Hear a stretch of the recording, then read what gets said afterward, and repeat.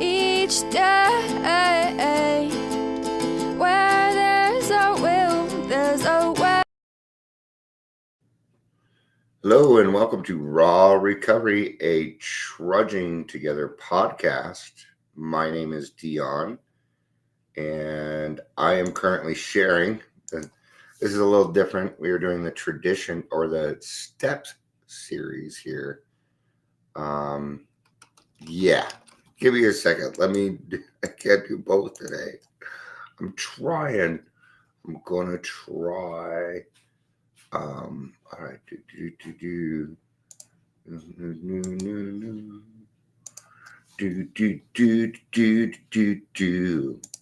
So we're gonna be on step 3 today. Step 3. Did I put that in all the right places? Gotta check. Screw. I'm not gonna put it everywhere.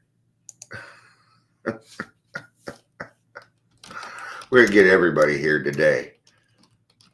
It's Saturday morning. Get your butts up. Get your head out of bed. Get your head out of bed. I got a little bit more sharing to do. We'll go ahead and get started.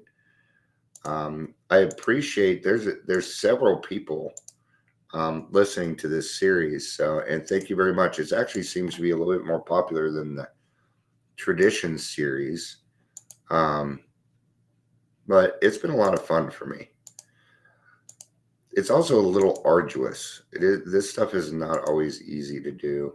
There's a lot of people that are looking at you, listening, and who knows what they're thinking. But there again, you don't usually listen to this because you don't want to know something correct. All right. So we are almost at that 3-minute mark where we get started. Hopefully the clicking is done for now. One day I might have a professional studio. Who knows? No, maybe I could just make Adams County give me a studio. They've been doing a lot for me, man. They actually paid me yesterday. Well, they said they were going to pay me. I haven't seen the payment yet. Now, step 3 in this is a little bit longer than the rest, and there's very good reasons for that.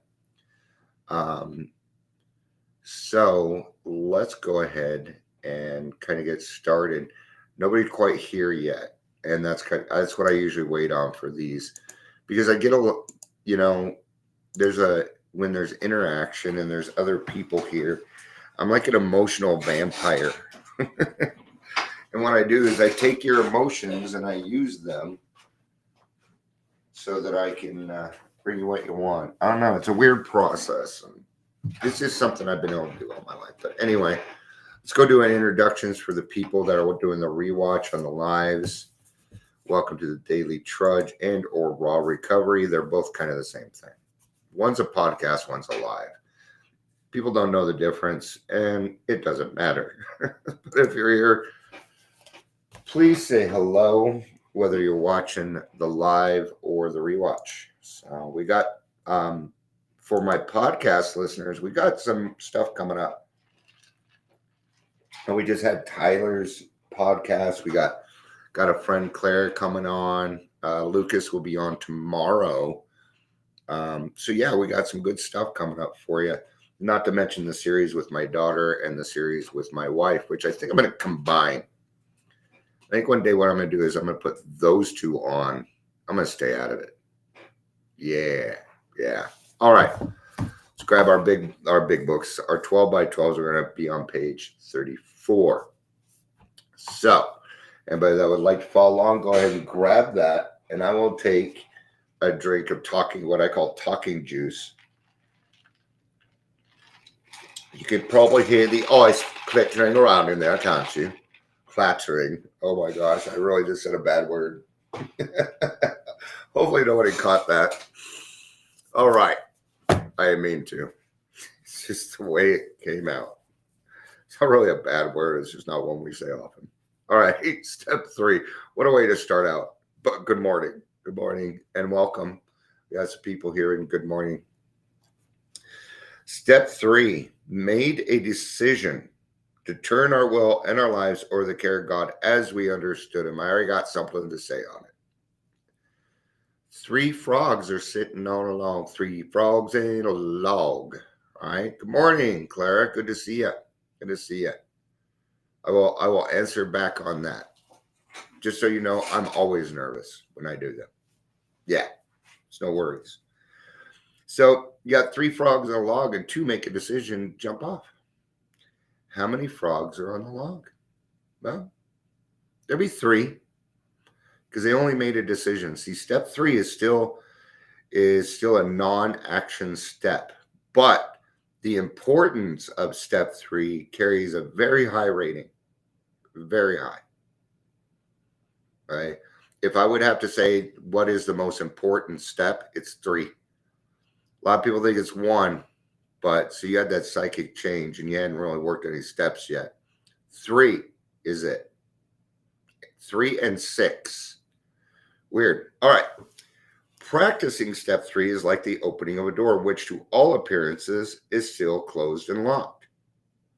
All we need is the key and the decision to swing the door open.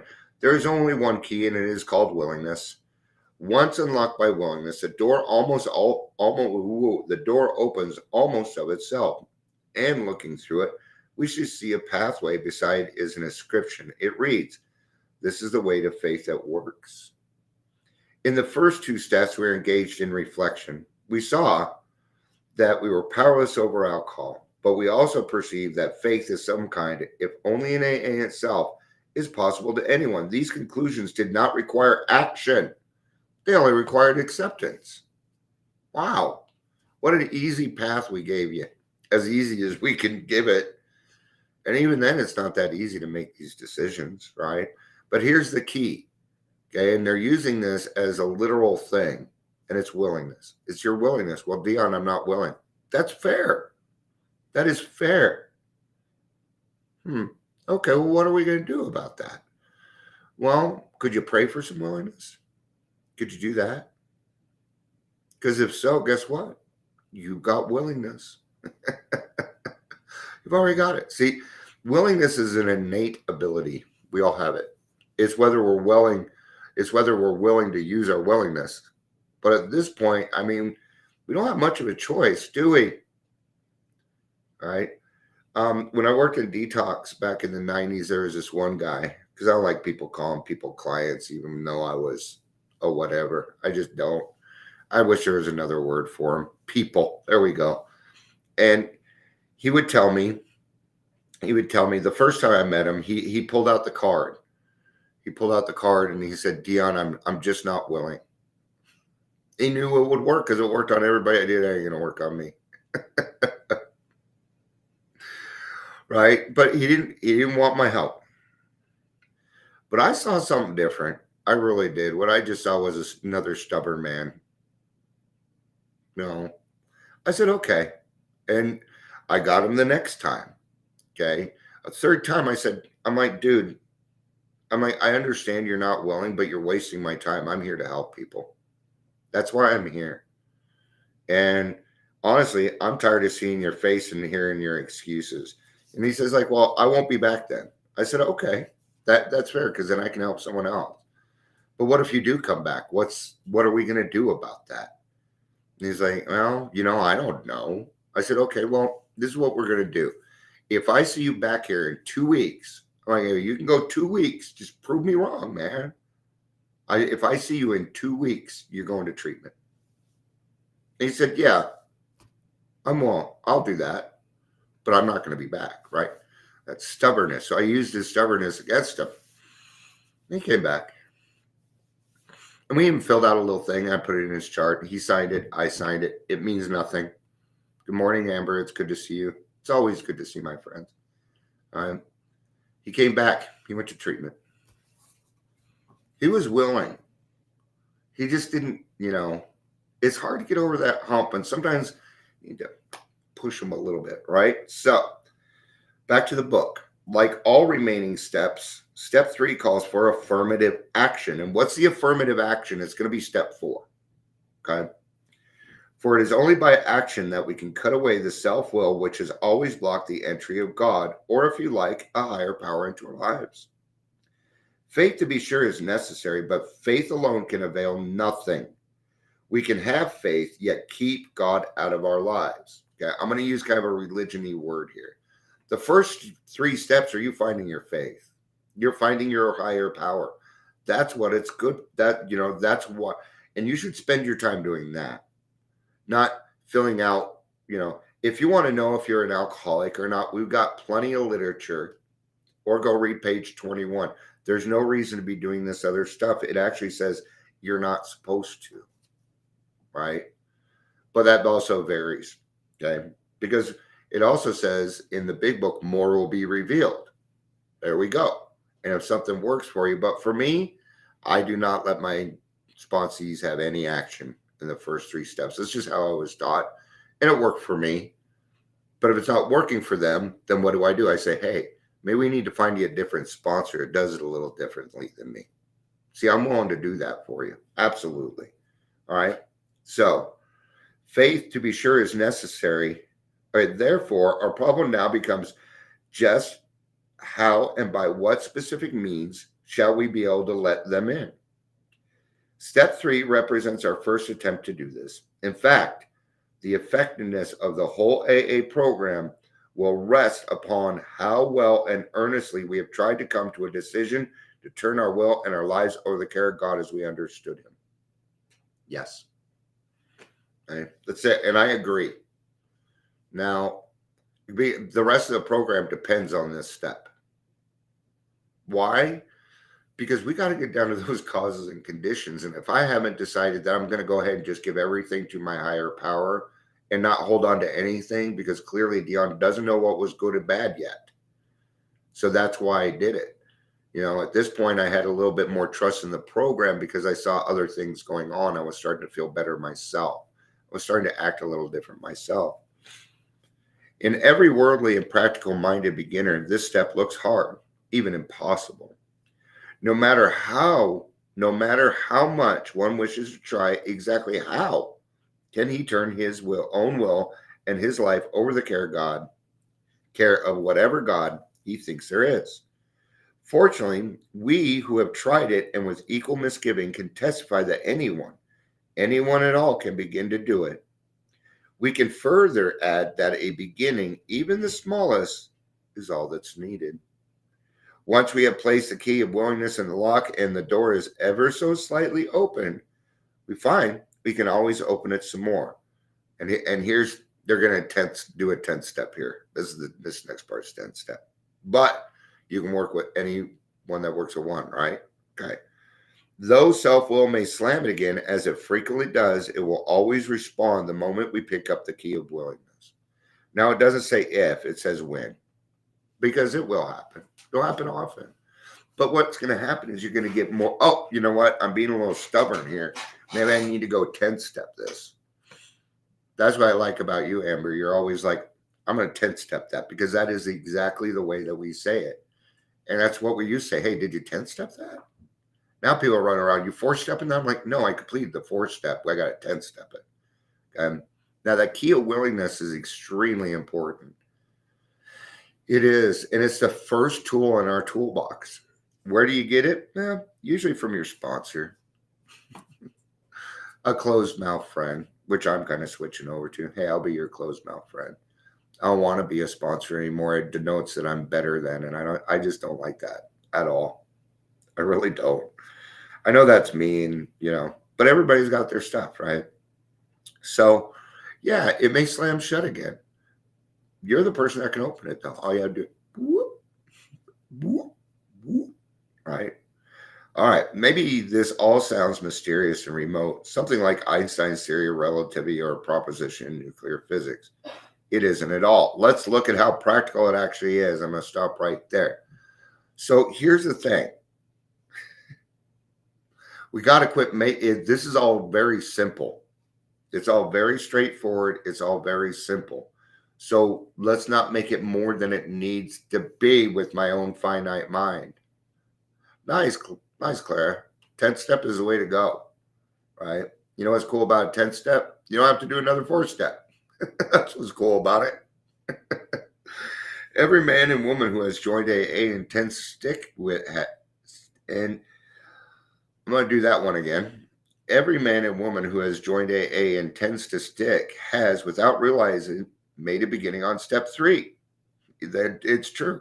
Isn't it true that in all matters touching upon alcohol, each of them has decided to turn his or her life over to the care, protection, and guidance of Alcoholics Anonymous? And we talked about this in step 2. Yeah. We talk about that only the smallest thing needs to happen. But what it is a mighty beginning. That's what it actually is. See how I have the cart before the horse? Oh man, it's only open that. No, that's a mighty beginning. Okay. Most of the people in this world never even get a chance at it. Yeah. Never even get a chance. Okay. Already a willingness has been achieved to cast out one's own will and one's own ideas about the alcohol problem in favor of those suggested by AA. Any willing newcomer feels sure AA is the only safe harbor for the foundering vessel he's become. Now, if that's not what turning one's will and life over to newfound providence, then what is it? Now, again, here it says that more will be revealed. AA is not the only safe harbor anymore. There are plenty more. Absolutely. I prefer AA. I like the structure. I like the discipline. I like the not cross-talking. But suppose that instinct still cries out, as it certainly will. Yes, respecting alcohol, I guess I have to be dependent upon AA, but in all other matters, I must still maintain my independence. Nothing is going to turn me into a non-entity. If I keep turning my life and my will over the care of something or somebody else, what will become of me? I will look like the hole in the donut. And this right here is the reason a lot of people don't do the 3rd step. They always say, I got to the 4th step and I relapsed. No, you never completed the 3rd step. 2-stepping, well, this will apply to 2-stepping. And it's not a country dance that we're talking about. What we're talking about is they only work 1 and 12. And that's it. Okay? And you'll see a lot of this going on. Not really in AA, but these are the people that said, oh, AA, they'll bash AA. They'll bash any kind of recovery that has to do with a higher power or God, or that feels a little religion-y. Okay. Well, in that case, there's AA Agnostica. There's Smart Recovery. That's what I would probably recommend if you just can't get over this 3rd step hump. Those are probably the places I'm going to suggest for you. All right. This, of course, is the process by which instinct and logic always seek to bolster egotism and so frustrating spiritual development. The trouble is that this kind of thinking takes no real account of the facts. And the facts seem to be these. The more we become willing to depend upon a higher power, the more independent we actually are. Therefore, dependence, as AA practices it, is really a means of gaining true independence of the spirit. Now, a lot of us understand that already. Okay? But what are they saying here? Well, here's one of the paradoxes in AA, and there's only paradoxes in AA because we have the cart before the horse, just so you know. I meet a lot of people whose total dependence is upon their higher power. I am one of them. I'm one of them. Is life easy for me? Fuck no. It's hard. It's hard. Okay? And I'm okay with that. I want it hard. I have a feeling that I was up in heaven and God's like, what do you want? I'm like, it needs to be hard this time. I need to learn something. I don't know. These are things that, that's what I kind of think anyway. So the way to total independence, which is what? Freedom. Freedom, man. Freedom from the bondage of self. There we are.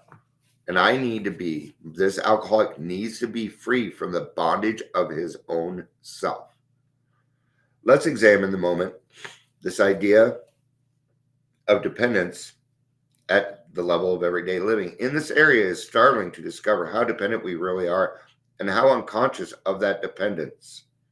Every modern house has electric wiring carrying power and light to its interior.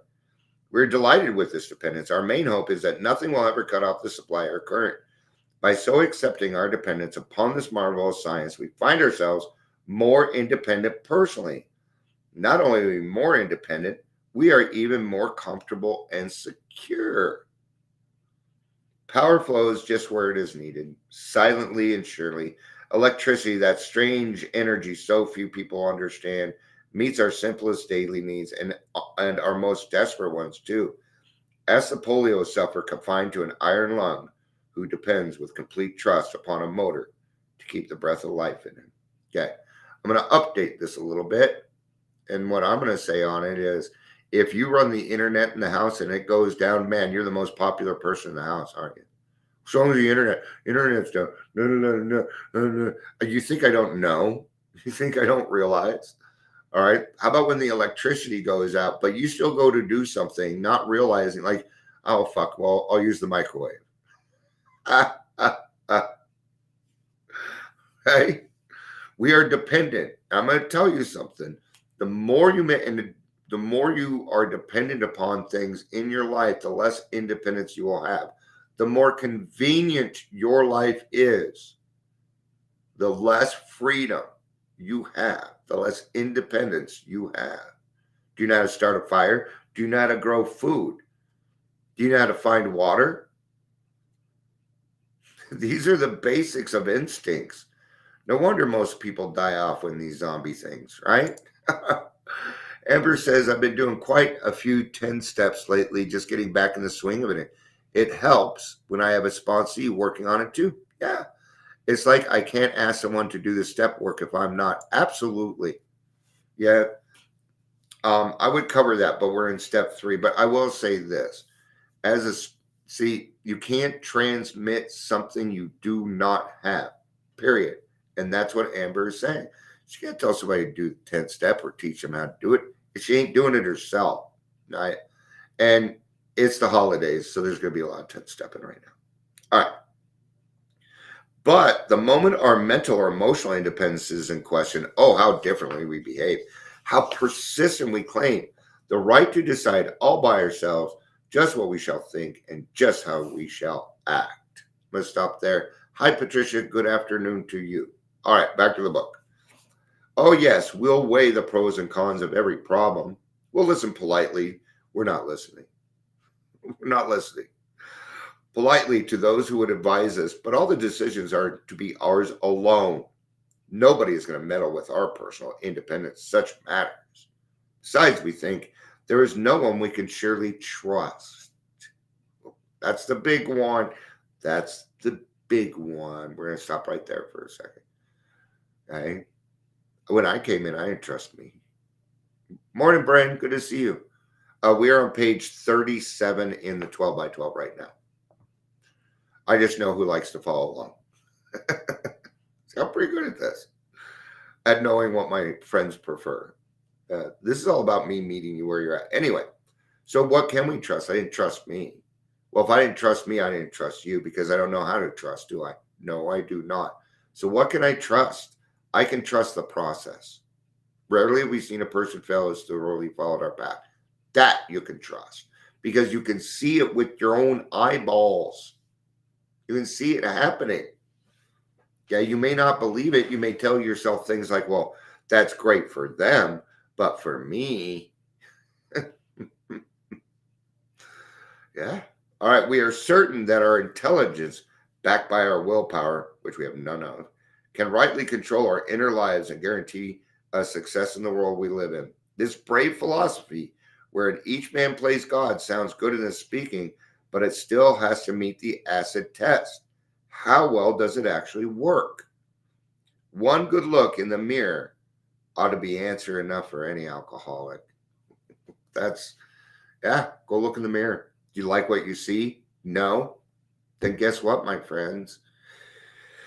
Maybe we need to change a little bit. So, should his own image in the mirror be too awful to contemplate, and it usually is, he might first take a look at the results normal people are getting from self-sufficiency. All right. What are normal people? Let's just cover that real quick. In our sense, it means they are non-alcoholic. It's all it means. Should stop running around like there's no normal. I know normal's just a cycle on your washing machine. It's not on your dishwasher. It's not on your dryer. It's the washing machine. Okay. I just want my joke to be correct. Right? So we're talking about, look what's going on in the world. Look, now that you're working through things, you can see spiritual malady after spiritual malady in people. All right. But now we don't necessarily judge them, maybe get real quick or nothing. Right. But now we're not judging them like we used to. Hey, but for the grace of God, that's me. Oh, no wonder I don't like what they're doing, because I'm doing it also. Clara Joy says nothing changes if nothing changes. That is absolutely correct. No change, no change. So, everywhere he sees people filled with anger and fear. Society breaking into warring fragments. Each fragment says to the others, we are right and you are wrong. Every such pressure group, if it is strong enough, self-righteously imposes its will upon the rest. And everywhere the same thing is being done on an individual basis. The sum of all this mighty effort is less peace and less brotherhood than before. The philosophy of self-sufficiency is not paying off. Plainly enough, it is a bone-crushing juggernaut whose final achievement is ruin. Okay. All that stuff leads to different things, like suicide and stuff.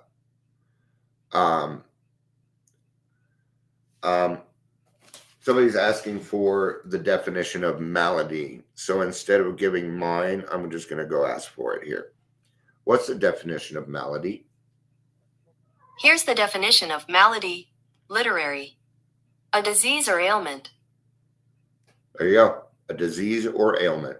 So a malady is our alcoholism, or there's a disease, so a spiritual disease. So good question.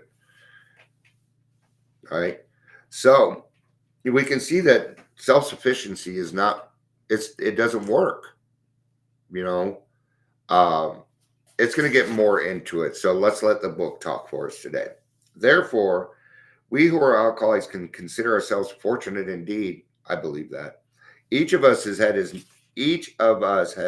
had their own near fatal encounter with the juggernaut of self-will and has suffered enough under its weight to be willing to look for something better.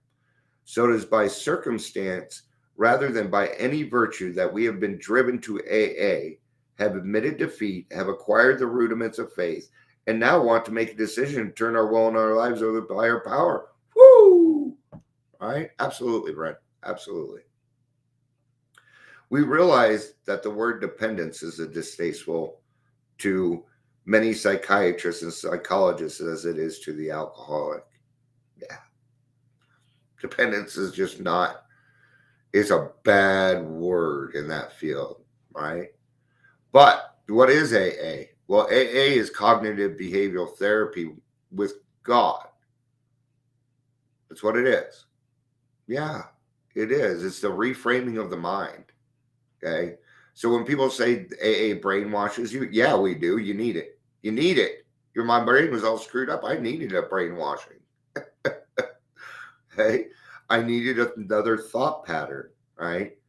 So, but dependence in this can't be bad. Aren't we learning a lot that there's a lot of words out there like consequence? There's good consequences too, but we're alcoholics. We don't think of that until they start happening for us.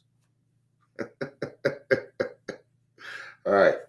Like our professional friends, we too are aware there are wrong forms of dependence. We have experienced many of them. No adult man or woman, for example, should be too much emotional dependence upon a parent. They should have been weaned long before. And if they have not been, they should wake up to the fact. This very form of faulty dependence has caused many a rebellious alcoholic to conclude that dependence of any sort must be intolerably damaging. But dependence upon AA group or a higher power hasn't produced any baleful results. Brain cleanse. Yeah, there we go. There we go. That's a great way to say it. I know people are going to ask. Definition of baleful. Here's the definition of baleful: threatening harm, menacing. So it hasn't brought any harm. I do not remember what you said about interdependence, Patricia. I might get to that. I gotta read through the rest of this because this is also a podcast, so everybody knows. This is a podcast series. All right. When World War II broke out, the spiritual principle had its first major test. AAs entered the services and were scattered all over the world. Would they be able to take discipline, stand up to fire, and endure the monotony and misery of war? Would the kind of dependence they had learned in AA carry them through? Well, it did. Love you, Amber. Have a good day. Tell Travis I said hi. And happy holidays. Well, it did. They had even fewer alcoholic lapses or emotional binges than AA Safe at Home did. They were just as capable of endurance and valor as any other soldier, whether in the Alaska or on the Salerno beachhead. Their dependence upon a higher power worked. And far from being a weakness, this dependent was their chief source of strength. Guess what? There's a reason for this. I would take a look at your own drinking career. And maybe you didn't have a lot of relapses, or maybe you had none. Maybe you got sober the first time, that was it. So maybe look back a little bit more. Okay. When we are under pressure, we are better at staying sober. Yep. It's when things are going well that everything gets all fucked up. Because we don't know how to handle. Well, I'm gonna tie down. I'm gonna ask God for help, and right, because that's the right thing to do. Okay, but that excitement kills off more alcoholics than anything I've ever seen. You bet. That's why. That would be my guess. That would be an educated guess, and I'm pretty well educated in this.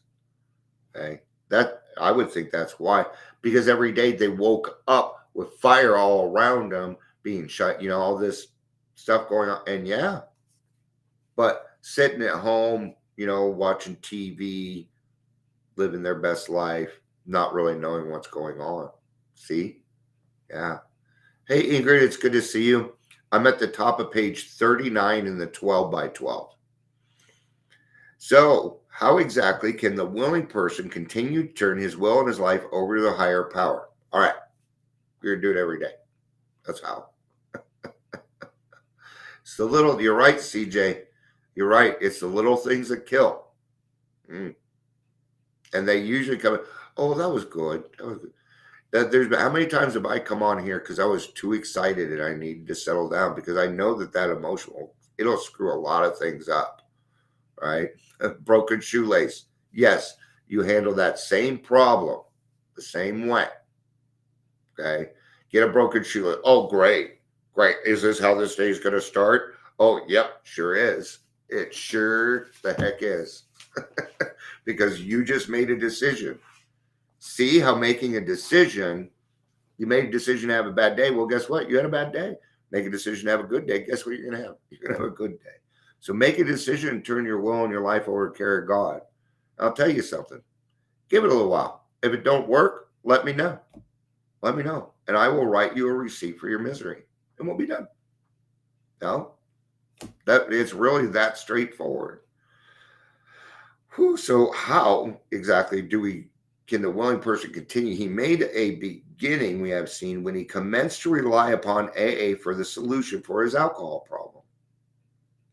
By now, though, the chances are that he has become convinced that he has more problems than alcohol, right?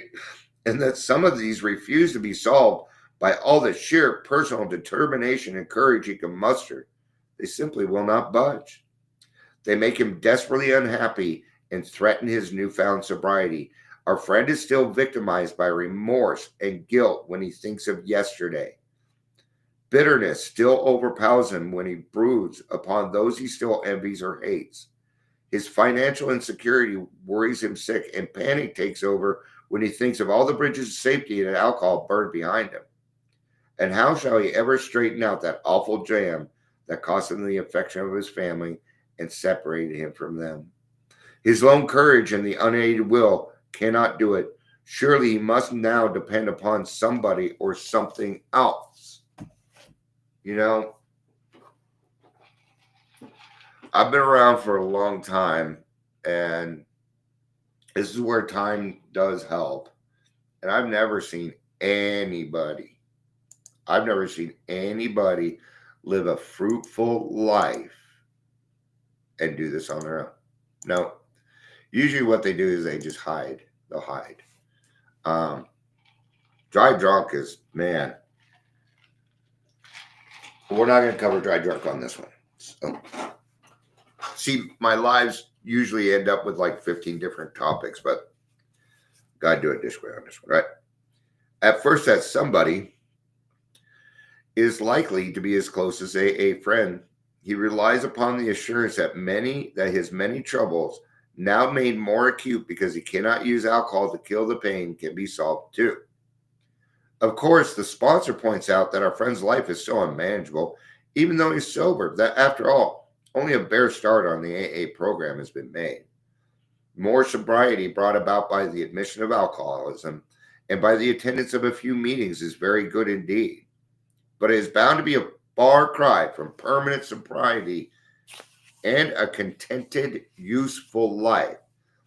That is just where the remaining steps of AA program come in. Nothing short of continuous action upon these as a way of life can bring the much desired result. Yeah, that's the thing. Because what are we going for here? Are we going just to be sober? You know, or do we want to find permanent sobriety and a contented, useful? It's a useful life.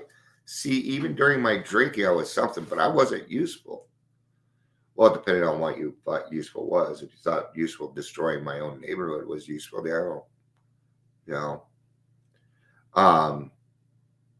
and nothing short of continuous action. I know maybe some people might be able to get away with it, but I go to a meeting every day. Sometimes 2 or 3 if I can fit them in. But I do not go a day without a meeting. I do everything that I can. Yeah. And when I go to that meeting, I do everything that I can to share. I participate. I don't go in, turn off my camera and work, because I can't work and type and do other stuff and listen to you at the same time. Then I'm not really in that meeting. Yeah. So then it is explained that the other steps of AA program can be practiced with success only when step 3 is given a determined and persistent trial. All right, I'm going to help you out a little bit. Prayer. So what I do in the morning is when I pray, I start with a serenity prayer. Right. I ask God to keep me sober that day. I pray for people in my life. Then, all right, have fun at the service meeting, Patricia. Love you. Then I do the 3rd step prayer. There you go. Now I've done steps 1, 2, and 3 before I've even talked to another human being. I need to do that. That is my persistent and determined trial. Okay. Now I've done that. Well, my life isn't, and I ask for direction each day because I never know what's going to happen. This statement may surprise newcomers if experienced nothing but constant deflation and growing conviction that the human will is of no value whatsoever.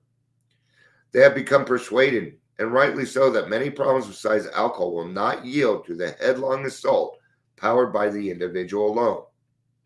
But now it appears there are certain things which only the individual can do. All by himself, in the light of his own experience, he needs to develop the quality of willingness. When he acquires willingness, he is the only one that can make the decision to exert himself. Trying to do this is an act of his own will. All of the 12 steps require sustained and personal exertion to conform to the principles, and so we trust to God's will. Right. So what we do, as a guide, as a closed mouth friend, what I do, I can lead you to the door. I can give you the key. I can hold your hand. I'll even give you breakfast if you need to. I can lead you to the door. I can show you how to put the key in the door, but the rest I can't do. In fact, at that point, I have to leave. I do. I have to leave. I have to leave you alone with you, and because now it's none of my business. At this point, as a sponsor, it's none of my business. Got to do it yourself. And there's very, very good reasons for it. Yeah, bet. Is when we try to make our will conform to God's that we begin to use it rightly. So you still have self-will. It's just where are you going to place it? What are you going to do with it now? All right. I still get angry. Still get angry. It's what do I do with it? You too, Brent? Yeah, you go to a meeting every day. No. CJ says they will crush your light, tell you you're happy. We insist on being happy. I'm gonna stop here real quick. I found that happiness isn't the goal. It's balance. Happiness is a dividend, right? It's a dividend of doing something. And you can only be happy at one moment. That's right now. You can only be sad at one moment. And that's right now. You can't be sad yesterday or tomorrow. Good. Okay. To all of us, this was the most wonderful revelation. Our whole trouble had been the misuse of willpower. We had tried to bombard our problems with it instead of attempting to bring it into agreement with God's intention for us. To make this increasingly possible is the purpose of AA's 12 steps, and step 3 opens the door. Once we have come into agreement with these ideas, it is really easy to begin to practice step 3. In all times of emotional disturbance or indecision, we can pause, ask for quiet, and in the stillness simply say, God, grant me the serenity to accept the things I cannot change, courage to change the things I can, and the wisdom to know the difference. Thy will, not mine, be done. All right. And that is step 3, that we made a decision to turn our will and our lives over to the care of God. Let's do some review on that. What I do is just use the short version to kind of give us a review. Step 3 is like the opening of a locked door. How shall we let God into our lives? Willingness is the key. Dependence as a mean to independence.